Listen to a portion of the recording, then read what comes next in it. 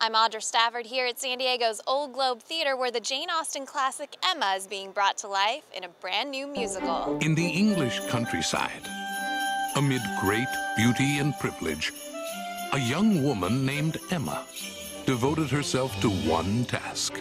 Mr. Elton will be the next person to benefit from my help. It's a story that's been told I sought to bring two people together, and I shall never do it again. Emma? and retold. Rough winds do shake the darling buds of May, but thy eternal summer shall not fade. But one that's never been told quite like this. I made the match myself. I think not. You're just in shock. Sorry, no. I can do these things myself while you can illustrate. It was a very appealing story, and I think it was fun to musicalize. Writer-composer Paul Gordon scripted his first version of Emma back in 2006. Emma always appealed to me, even in the days when I was writing Jane Eyre. I think the story is really contemporary. I think it's very lighthearted. Sweet Sister Mary takes my hand. What is he saying to Jane Fairfax? I wish I had some talent. Why is she leaning off him? Is this a match? I hate my voice. Yeah, who knew Jane Austen was funny. Apparently not director Jeff Calhoun. I'm not an Austenite or an Austenphile or an Austenette, what do they call which Paul is. So at first I was nervous about that, but I think the value in that is my fresh baby eyes helping sort of bridge from the fans to people that maybe aren't aware of it and still make it accessible to them and entertaining. At the center of the story is, of course, Emma herself. She's a bit of a narcissist, but she's a lovable narcissist. And that narcissism is captured in everything, from the dialogue You're simply jealous because I've made a success of matchmaking. to the music. Yes, I could find a match for even you. To even the set. I call them my secret weapon. We went with the maze.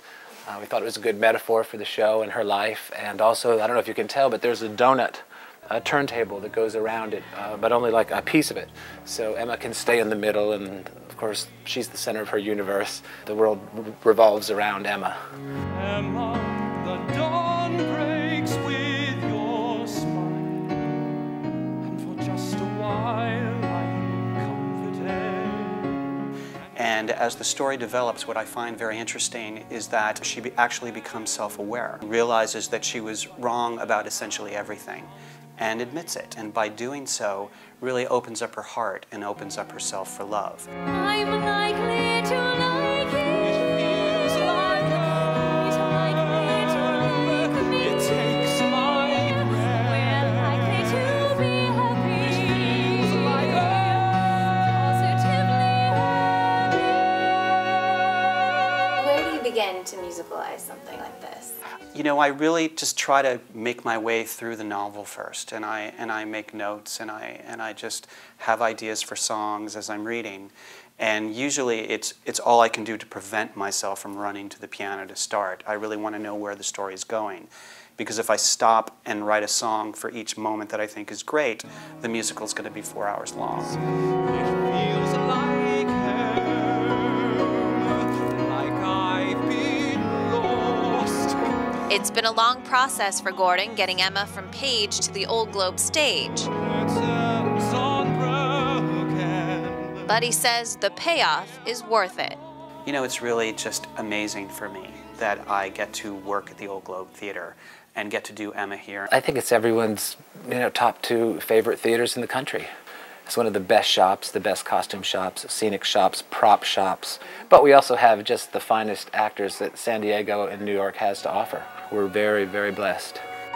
We're likely to be happy now that we have met.